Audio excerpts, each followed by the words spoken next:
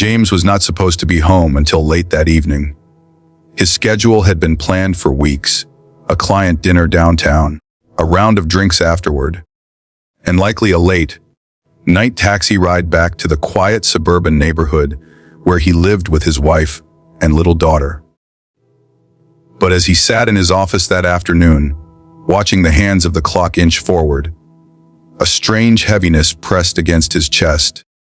He couldn't explain it, only that an odd sense of urgency pulled him away from the glowing screens and endless chatter of colleagues.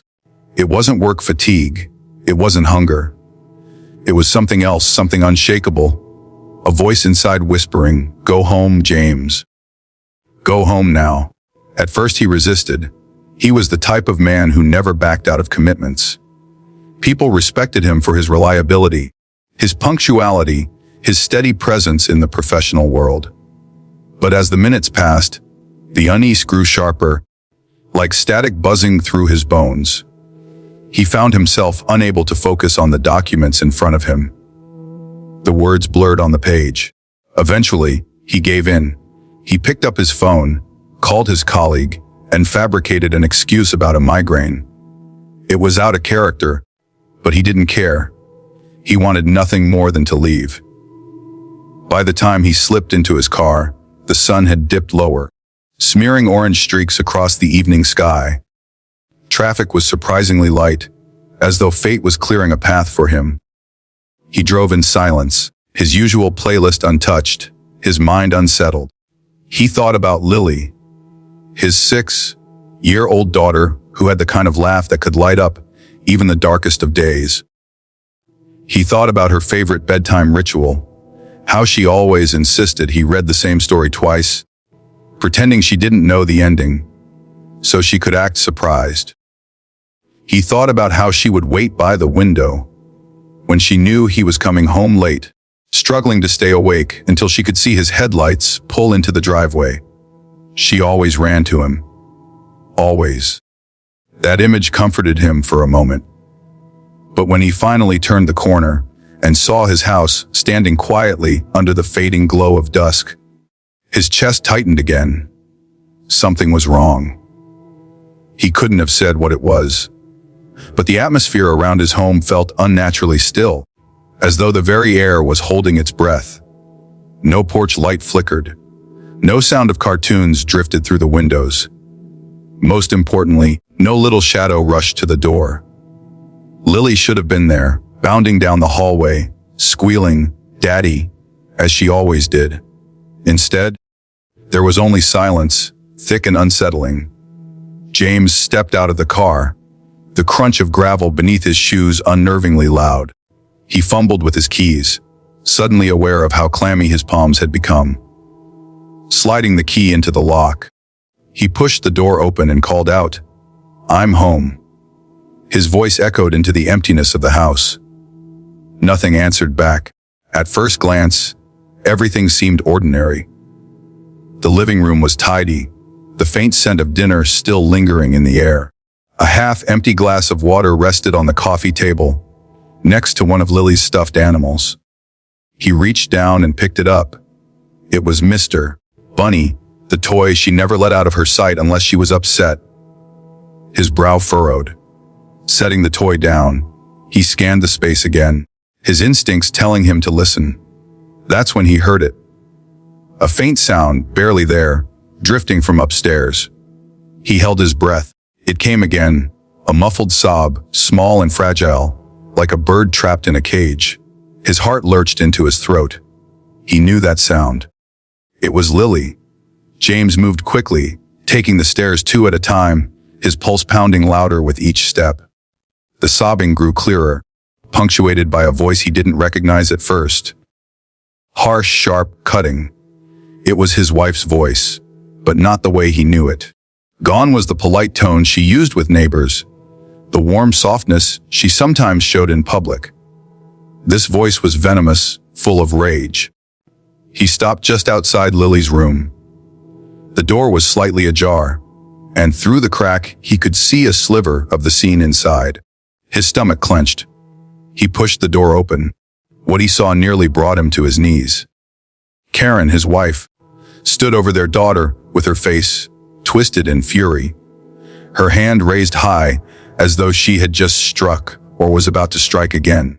Her words were cruel, slicing the air like knives. "Why can't you ever do anything right? You ruin everything." And there, in the corner of the bed, sat Lily. Her small frame was curled in on itself, arms raised to shield her face, tears streaming down her cheeks. Her tiny shoulders shook as sobs racked her body. The sight of her terror, the pure, unfiltered fear in her eyes, was like a dagger piercing James straight through the heart. "Karen!" he thundered, his voice erupting before he even realized he was speaking. The room froze. Karen's hand dropped, her eyes widening as she spun to face him. Lily gasped, her sobs halting, and for a split second the only sound was James's own ragged breathing. He stood in the doorway, his chest heaving, fury radiating from him like a storm about to break. Karen's face twisted, first in shock, then in something else, defiance perhaps, or guilt she refused to acknowledge.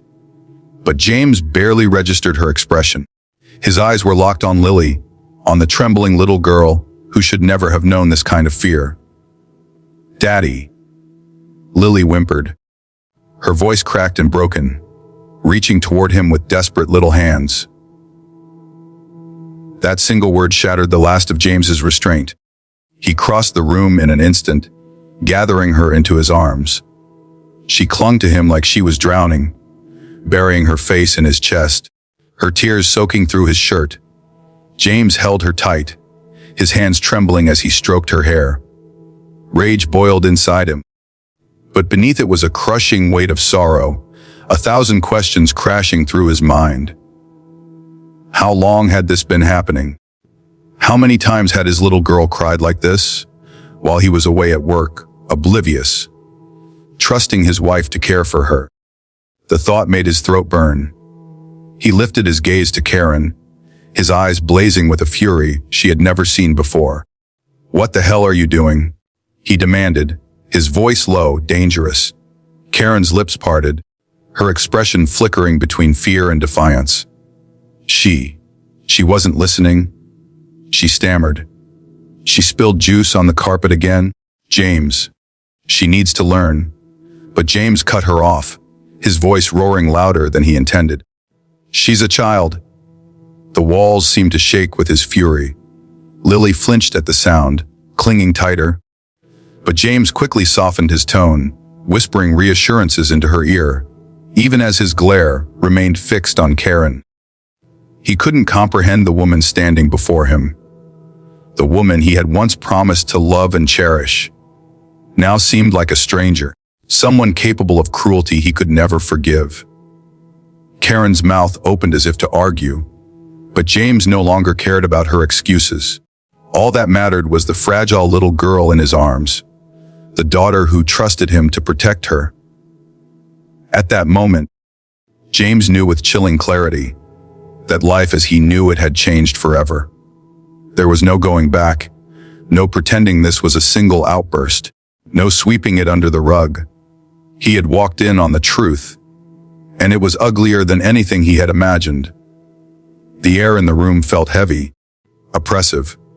The silence stretched, broken only by Lily's soft sobs and the pounding of James's heart.